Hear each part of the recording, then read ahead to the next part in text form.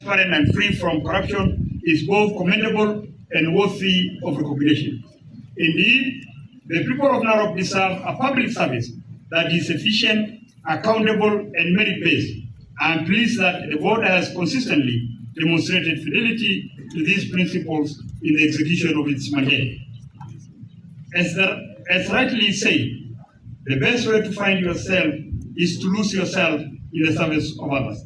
Public service is therefore not merely employment, it is a solemn calling to service humanity with integrity, discipline, and purpose. To the 133 newly recruited officers, I extend my warmest congratulations. Important to note that these officers are distributed among other departments, administration, and agriculture. You have earned this opportunity through competitive process, and today you begin an important journey in the service of the people of Narok County. I welcome each one of you to the public service of Narok.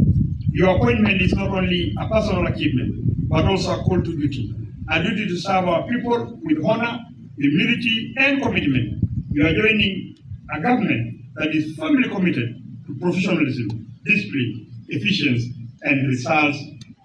I am pleased to note that the newly recruited staff have been drawn from all the 30 wards of Narok County to ensure that service delivery reaches every corner of our county in a fair and balanced manner.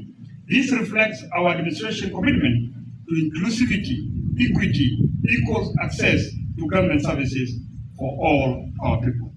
As this recruitment exercise takes effect, I also wish to remind all officers that our staff appraisal process is ongoing and is now in its third quarter. Performance management remains a central pillar of our administration, commitment to accountability, result-based service delivery.